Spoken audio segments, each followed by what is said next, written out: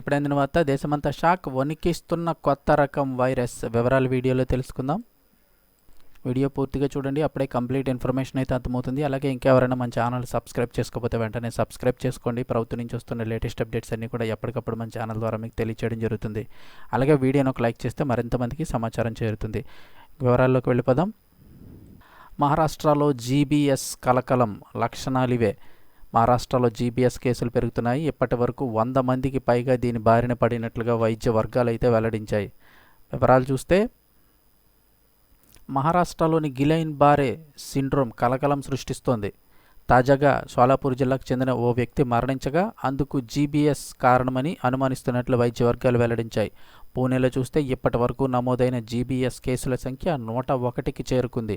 వారిలో 16 మంది ప్రస్తుతం వెంటిలేటర్ మీద చికిత్స పొందుతున్నారు. మృతి చెందిన వ్యక్తి కూడా పూణేలోనే చికిత్స పొందాడు. బ్యాక్టీరియా వైరల్ ఇన్ఫెక్షన్ కారణంగా బలహీన రోగనిరోధక శక్తి ఉన్న వ్యక్తులు ఈ జీబీఎస్ బారిన పడే అవకాశాలు ఎక్కువగా ఉంటాయని వైద్యులు వెల్లడించారు. శరీరానికి సోకిన ఇన్ఫెక్షన్కు ప్రతిస్పందించే రోగ నిరోధక వ్యవస్థ పొరపాటున నరాలపై దాడి చేసే అరుదైన పరిస్థితి ఇది. ఆ రుగ్మత బారిన పడిన వారికి ఒళ్ళంతా తిమ్మిరిగా అనిపించడం, కండరాలు బలహీనంగా మారడం వంటి లక్షణాలైతే కనిపిస్తాయని చెప్తున్నారు. డయేరియాకు కారణమయ్యే కాంపిలోబ్యాక్టర్ జెజూనీ బ్యాక్టీరియా జీబీఎస్ కారణం కావచ్చని వైద్యులు అనుమానిస్తున్నారు. కలుషిత ఆహారం, నీటి ద్వారా ఈ బ్యాక్టీరియా సోకుతుంది. దాని బారిన పడిన వ్యక్తుల్లో డయేరియా, పొత్తికడుపు నొప్పి, జ్వరం, వాంతులు వంటి లక్షణాలు కనిపిస్తాయి. ఆ ఇన్ఫెక్షన్కు రోగనిరోధక వ్యవస్థ ప్రతిస్పందించే క్రమంలో జరిగే పొరపాటే కొందరిలో జీబీఎస్కు దారితీస్తుంది. ప్రతి 1000 మందిలో ఒకరికి పరిస్థితి ఎదురవుతుందని వైద్య వర్గాలు వెల్లడించాయి. ప్రజలైతే భయాందోళనకు గురి కావద్దని, జీబీఎస్ అంటువ్యాధి కాదని, చికిత్సతో నయం చేయవచ్చని వైద్యులు వెల్లడించారు. బాధితుల్లో 80% మంది ఆసుపత్రి నుంచి డిశ్చార్జ్ అయిన తర్వాత 6 నెలల్లో స్వతహాగానే నడవగలరు.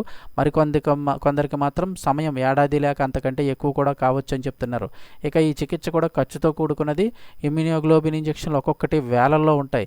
దీన్ని దృష్టిలో పెట్టుకుని మహారాష్ట్ర ప్రభుత్వం రోగులకు ఊరట కలిగించే ప్రకటన చేసింది. ప్రస్తుతం ప్రభుత్వ ఆసుపత్రుల్లో ఉచితంగా జీబీఎస్ చికిత్స అందజేస్తామని రాష్ట్ర ఆర్థిక మంత్రి అజిత్ పవార్ అయితే వెల్లడించారు.